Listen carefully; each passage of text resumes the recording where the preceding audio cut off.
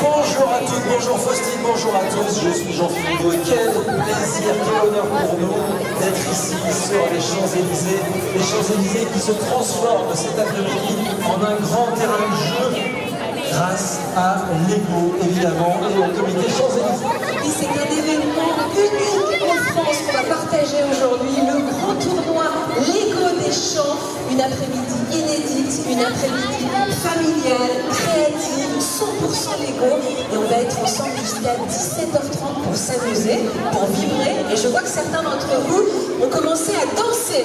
Oui, et on est notamment ici. avec Faustine, on est comme des fous cet après-midi pour être avec vous. Les 256 équipes qui viennent de tout le pays, évidemment, pour s'affronter, pour passer un grand moment ensemble. Mais vous aussi, sur les champs, qui allez assister à cette première mondiale. Alors attention, on est d'accord, c'est pas une compétition, c'est pas seulement une compétition.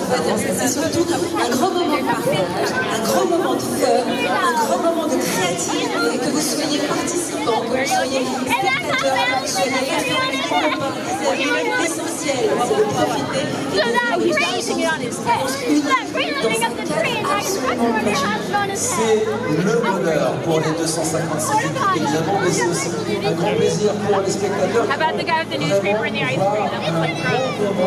Attention, et à la fin, il y aura 8 équipes, les meilleures équipes qui auront été déterminées. Justement, Faustine, je vais aller voir cette équipe qui est supportée. Vous vous appelez comment l'équipe?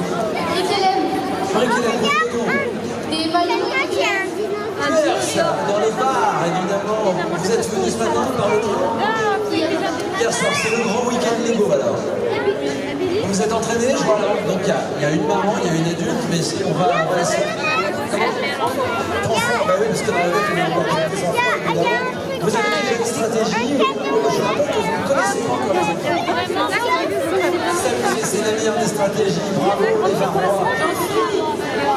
Jean-Philippe, j'ai des stars déjà ici. Alors là, je vois que vous avez carrément... Ils viennent de Paimpol et ils sont sortis évidemment le breton avec leur prénom. Il y a Erwan, il y a Titouan, enfin on est vraiment en Bretagne. Je vois, c'est toi Titouan, le passionné de Lego dans la famille. Pourquoi, qu'est-ce que tu as fait pour les motiver à venir de Bretagne à Paris aujourd'hui?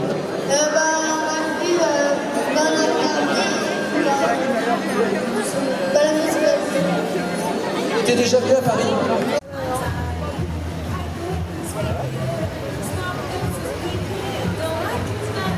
Alors évidemment, c'est une épreuve, il y a des arbitres par 8 tables et chaque arbitre va devoir éliminer 4 de ces tables et il y a des critères évidemment à respecter.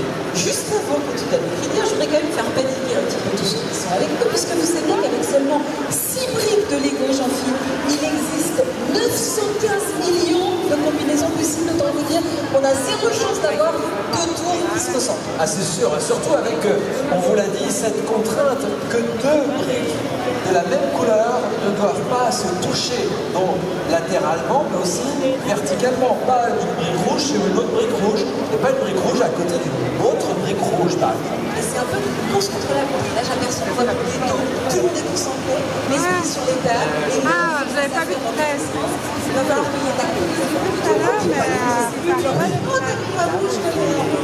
faire attention à cette ambiance-là aussi. Ça reste un jeu. Évidemment pour s'amuser. Et je trouve que tout le monde est très concentré. Là, j'entends plus de rivière, on voit plus les casquettes en l'air, tout le monde est à fond. Allez, pour vous faire aussi un petit peu paniquer, il reste 7 minutes 30.